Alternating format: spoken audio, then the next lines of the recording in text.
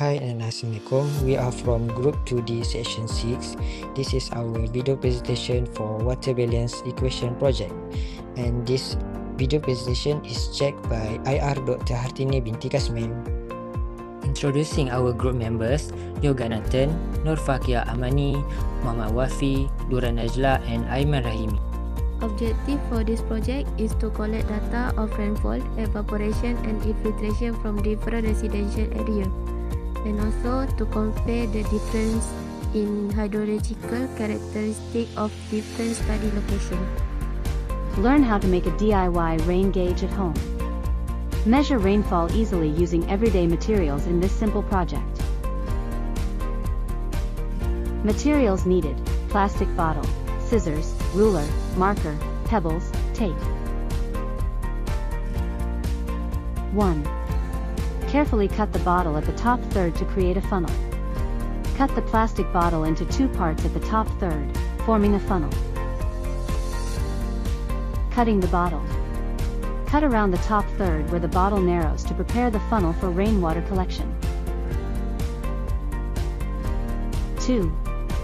Add pebbles to the bottom of the bottle for stability. Place small pebbles or marbles at the bottom to keep your rain gauge steady outdoors. Why pebbles? Pebbles or marbles prevent tipping, keeping your rain gauge stable on windy days outdoors. 3. Invert the bottle top to create a funnel. Securing the funnel. Use clear tape if needed to hold the funnel securely in place. 4. Mark measurement lines on the bottle with a ruler and permanent marker. Use a ruler and marker to add measurement lines on the side of your rain gauge. Measurement lines. These clearly marked lines help track rainfall level accurately over time. 5. Place the rain gauge in an open, flat area for accurate readings. Easy accessibility. Make sure the rain gauge is easy to reach so you can check water levels after rainfalls.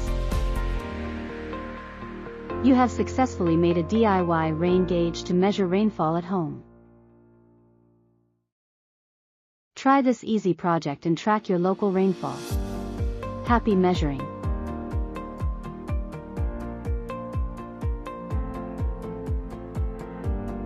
Understanding evaporation data.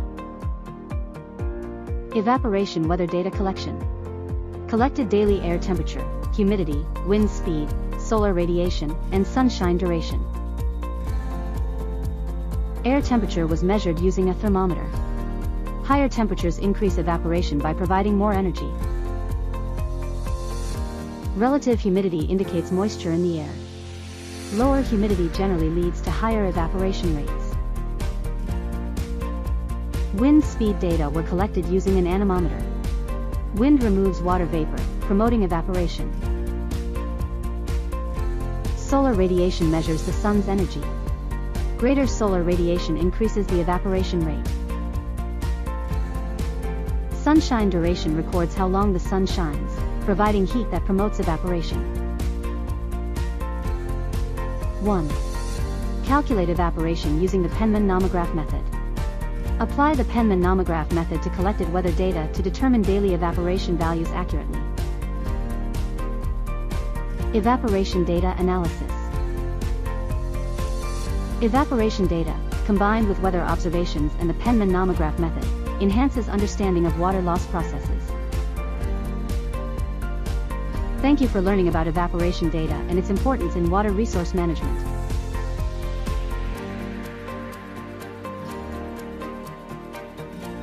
Insert the PVC pipe or tin ring vertically into the soil to a depth of approximately 5 centimeters and ensure it is stable.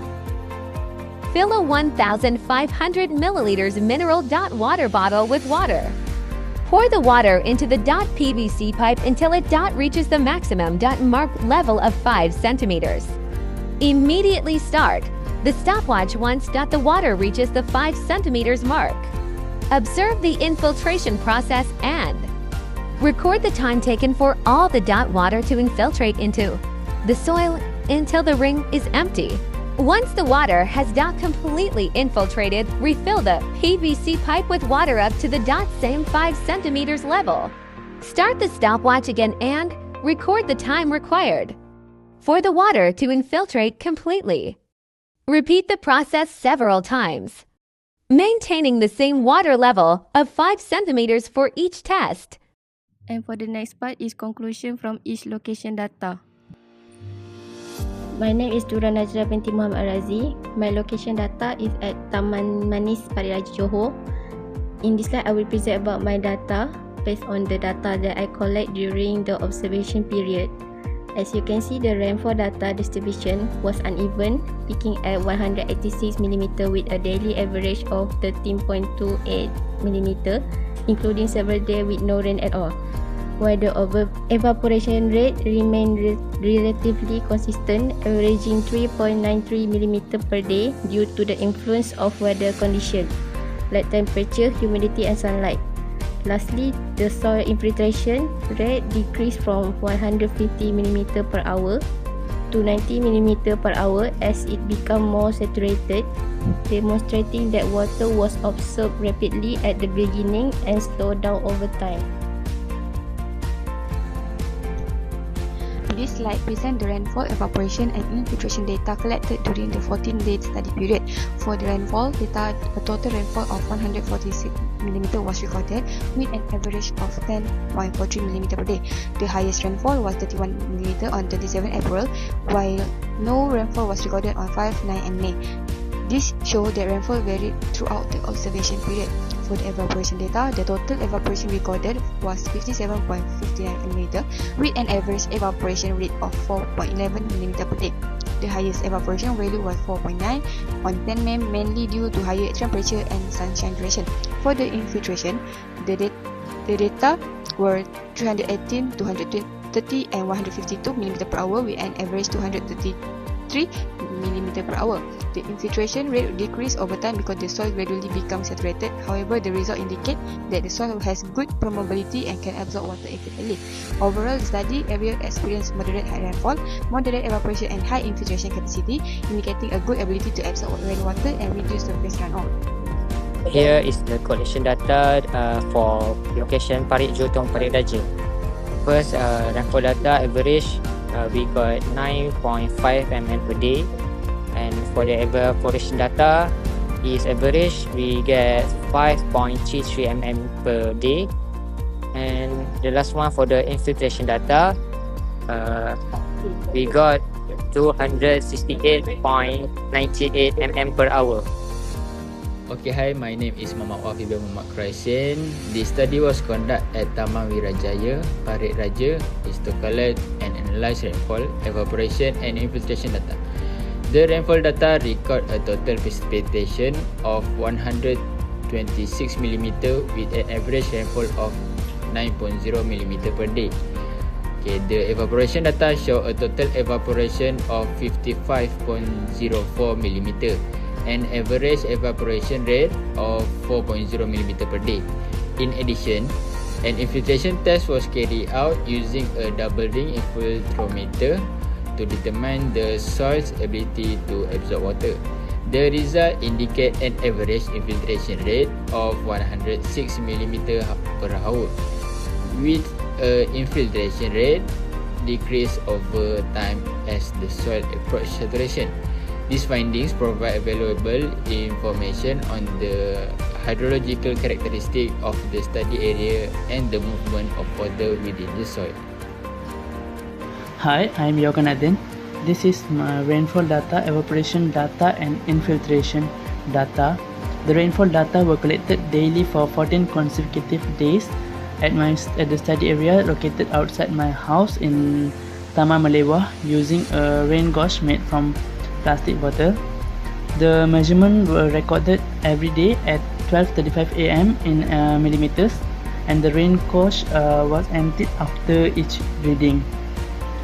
So I collected this data from 29 April until 12 May 2026. Next, the evaporation data. Evaporation data were calculated using the Penman nomograph method. based on the daily weather conditions at the study site. So it also same 14 days, 29 April until 12 May. Last but not least, the infiltration data. For the infiltration data,